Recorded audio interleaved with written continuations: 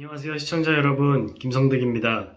오늘은 지금 최근 가장 큰 이슈가 되고 있는 윤석열 당선인의 청와대 용산 이전 건에 대해서 제가 말씀을 좀 드리겠습니다. 그 윤석열 당선인이 제왕적 대통령권을 내려놓는 상징적인 의미인지 어쩐지 한창 대선 운동하면서 광화문 간다고 그랬거든요. 광화문 가서 소통을 한다나 어쩌나. 근데 갑자기 대통령 되고 나서 용산에 간다고 합니다. 솔직히 소통하고 싶으면 청와대에 있어도 상관없어요. 그냥 기자회견 자주 하고 국민들의 여러 가지 목소리를 들으려고 하면 되는 거지.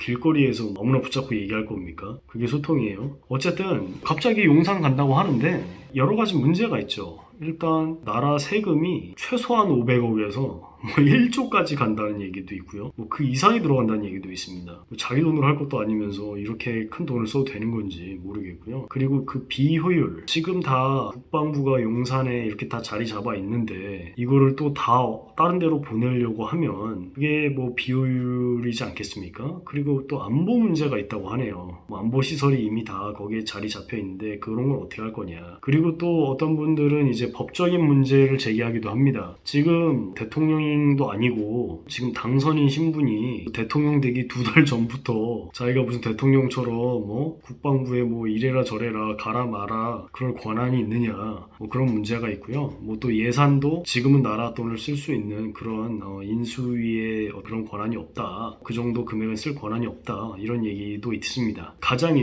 저에게 가장 흥미로웠던 얘기는요. 그 이재호 씨가 용산으로 이전한다는 건 누가 봐도 풍수지리 때문이다 라는 발언을 했어요. 그래서 사실 지금 이 풍수지리 때문에 용산 간다라는 의견이 사실은 가장 그럴듯한 얘기로 지금 들리는데요. 일단 이 풍수지리라는 것이 혹자는 과학이다 라고도 얘기하는데 제 생각에는 그렇습니다. 결국에 이제 풍수지리라는 것은 이제 자연이 이렇게 있는데 내가 어느 좋은 곳에 있느냐에 따라서 복도 받고 아니면은 화도 받을 수 있다. 즉 어떤 자연이 자연 그대로가 아니고 어떤 그 자연의 그 이상되는 어떤 힘을 가지고 있어서 나에게 복도 가져다 줄 수 있고 화도 가져다 줄 수 있다라는 일종의 신앙이라고 생각이 되거든요. 즉 저는 미신이라고 생각합니다. 그래서 어떤 이런 미신은 점치는 행위와 주술 또 무속과 결을 같이 하는 게 아닌가 이렇게 생각이 되고요. 그래서 제가 이제 우려하는 거는 여러분도 많이 우려하시는 분들이 많으시겠지만은요. 윤석열 그 당선인 같은 경우에는 대선 이전에도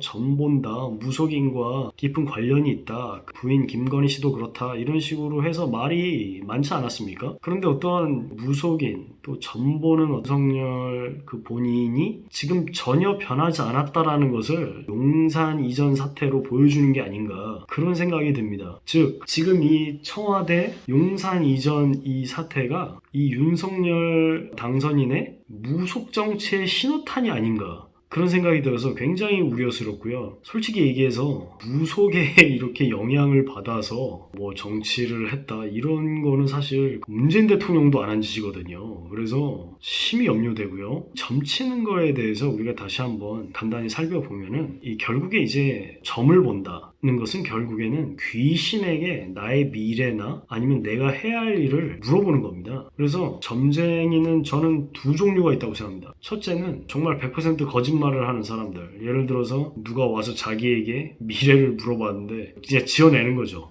그냥 자기가 함부로. 그래서 거짓말을 하는 거고, 둘째는 이제 진짜 신내림 받았다고 하죠. 귀신의 영을 받아서 귀신의 힘으로 정말 어느 정도 미래도 얘기하고 그리고 또 자기가 보는 바를 이제 얘기하는 건데 윤석열 당선인이 관련이 있는 무속인은 어느 쪽인지 그 도사님은 어느 쪽인지는 저는 잘 모르겠습니다. 어쨌든 그 성경에서도 사도 바울이요 이렇게 전도를 하고 다니는데 이제 정말 귀신 들린 즉 이제 점치던 그 소녀가 한 명 있었습니다. 그런데 그 소녀가 귀신의 힘으로 사도 바울이 누군지 바로 알아본 거예요. 그래서 이 사람들은 지극히 높은 하나님의 종으로 구원의 길을 당신들에게 전하고 있습니다. 이 말을 계속하면서 따라다니니까 사도 바울이 너무 괴로워가지고 귀신을 쫓아내버립니다. 그러니까 갑자기 이 소녀가 그 점치는 능력을 잃고 그냥 평범한 소녀로 돌아와 버린 거죠. 그래서 정말 귀신의 힘을 빌어서 뭔가를 한다는 게 소설이 아니라 정말 가능한 일입니다. 다만 이제 귀신한테 물어보는 것 자체 자체가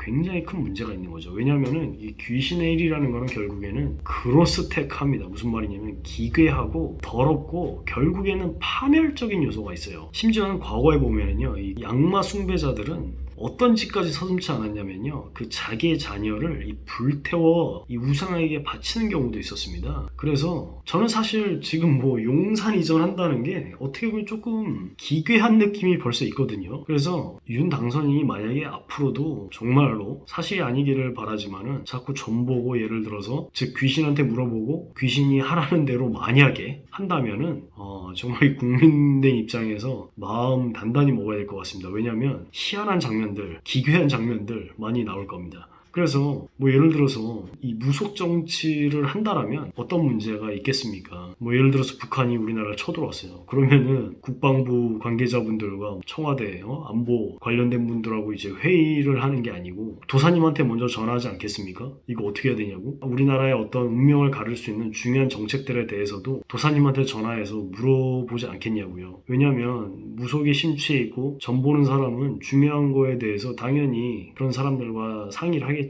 그래서 나라가 귀신의 그런 방향으로 간다라면은 이게 정말 어떻게 되겠습니까? 끝으로 제가 이스라엘 왕 아하시아에 대해서 말씀을 드리겠습니다. 아하시아라는 왕이요, 이제 이스라엘 백성이면 마땅히 이제 하나님을 잘 섬겨야 할 텐데 점 보는 걸 이렇게 좋아하고 나중에 병에 걸렸는데요, 또 점 보려고 사람을 보낸 거예요. 그래서 신하를 보내서 내 병이 나을지 안 나을지 한번 점쳐서 물어봐라, 이렇게 해서 보냈는데 이제 하나님의 선지자가 그 신하를 막고 이제 예언을 하죠. 살아계신 하나님께 묻지 않고 점 보려고 함으로 반드시 죽는다. 그래서 아하시아 같은 경우는 점 보다가 죽었다고도 할 수 있는데요, 윤석열 당선인이 두려워해야 될 것은 이렇게 점 보고 이러는 게 아무렇지도 않은 일이 절대 아닙니다. 물론 이제 하나님께서 오래 참으시기 때문에 회개할 때까지 뭐 천천히 기다리시는 게 보통 그러시지만은 꼭 그러시라는 법은 없거든요. 그래서 어떤 이번에 이 청와대 용산 이전 문제가 무속 정치의 어떤 신호탄이 아니냐라는 어떤 굉장히 큰 우려가 있고요. 물론 윤석열 당선인이 정신 차려서 이왕 대통령이 됐으니까 바른 정치를 하기만을 국민의 한 사람으로서 바랄 뿐입니다. 이런 조언을 드리고 싶습니다. 감사합니다.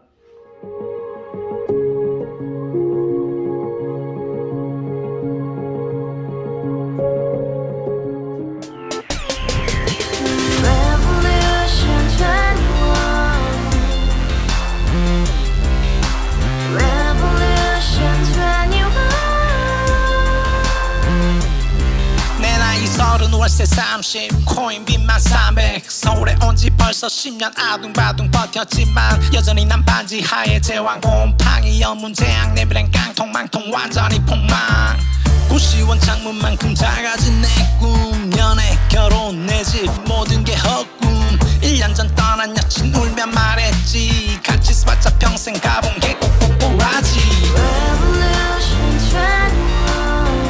가바후스 700 나도 소유주 가바후스 700 나의 소주 택시기사 우라부지 마트 캐셔 울어무니 우리 집안 다 털어봤자 후줄 그래 개선민 내미래 거기서 팍 끝난 거지 팍 더 이상 노력 따윈 괴물이 스펙 찾아서 말리 비오는 날 알바 잘려 맨날 학원 날 개쳐 발려 밤비 내리는 양화대교 홀로 걷고 있을 때 현수막에 아로 새겨진 평당 700짜리 아파트 다같이 소리 질러 혁명 21 가바후스 700 나도 소유주 가바후스 700 나의 소주 Together in the house, brand new day, and your dream had just begun. Yeah.